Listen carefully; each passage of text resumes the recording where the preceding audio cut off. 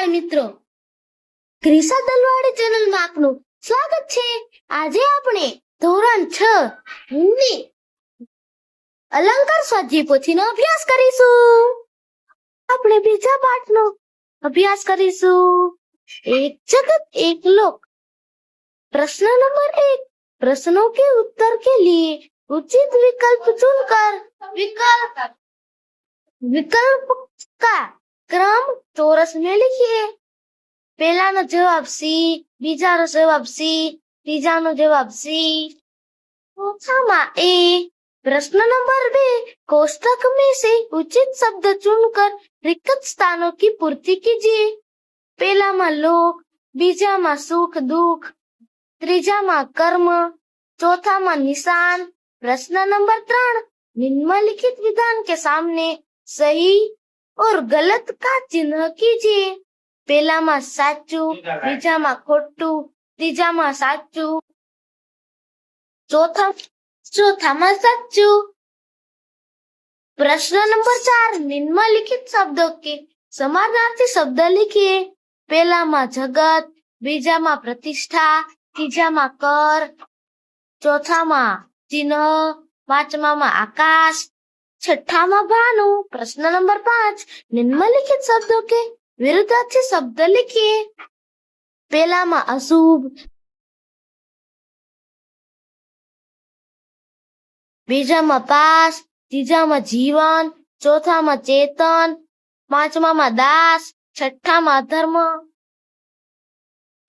प्रश्न नंबर 6, नीचे दिए गए कोष्टक में से वर्गाकार उदाहरण अनुसार शब्द बनाइए और संज्ञा का वाक्य में प्रयोग कीजिए।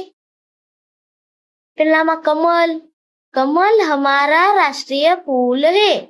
भारत, भारत हमारा देश है। हिमालय, हिमालय एक पर्वत है।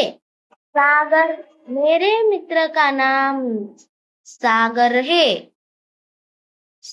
आप कौन हो? प्रश्न नंबर 7, उदाहरण के अनुसार निर्देशित वर्ण से शुरू होते अधिक से अधिक शब्द बनाइए। पहला में गमला, गणेश, गधा, गेर, गदा।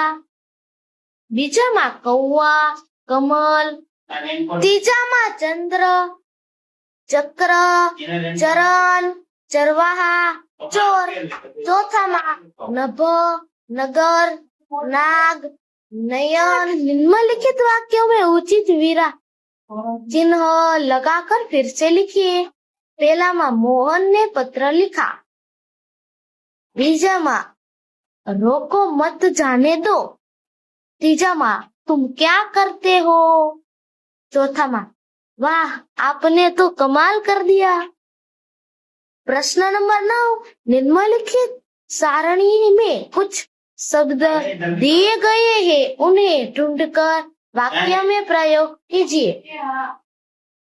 हिंदू, हिंदू हमारा धर्म है। मंदिर, मंदिर में हमें जाना चाहिए। जन्म, हमारा जन्म होता है। ग्रंथ, सब ग्रंथ हमें पढ़ना चाहिए। प्रश्न नंबर 10, निम्नलिखित प्रश्नों के उत्तर एक एक वाक्य में लिखिए। पहला में इस काव्य में चंद्र, सूर्य, भूमि, आकाश, हवा और पानी से प्रकृति के तत्वों का उल्लेख है। बीजा में हमें समानता और ममता के हर्ष से भरे गीत गाने चाहिए। तीजा में राष्ट्र में ऐक्य स्थापित करना ही हमारा कर्म है। चौथा में राष्ट्र में प्रगति, न्याय और मानवता स्थापित करना है हमारा धर्म है। पांचवा में हम सबको मिलकर विश्व शांति का निशान लहराना है। प्रश्न नंबर 8, निम्नलिखित प्रश्नों के उत्तर 2-3 वाक्यों में लिखिए। पहला माँ, यह संसार समान है। इस संसार में रहने वाले सभी लोग एक समान है। ईश्वर ने भी इन में कोई अंतर नहीं किया है। हम सबका देह, रक्त, अस्थि और प्राण एक समान है। हमें प्रकाश देने वाला सूर्य भी एक है।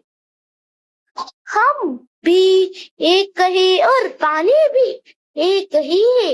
इसलिए कवि ने एक जगत एक लोक ऐसा कहा है।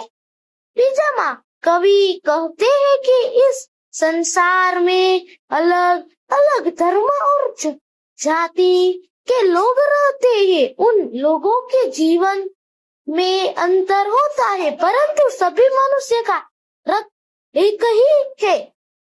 सभी के रक्त का रंग लाल है। इस प्रकार सबका एक ही रक्त है। तो मैं इस काव्य को एकता का गीत और विश्व ऐक्य जैसे शीर्षक देना चाहूंगा। प्रश्न नंबर 12, निम्नलिखित प्रश्नों के उत्तर सविस्तर लिखिए। पहला माँ, हमारी पृथ्वी पर कई नदियां हैं, उनके उद्गम स्थान भी अलग अलग है। ये सभी नदियां अलग अलग है, परंतु उन सब का पानी एक समान है।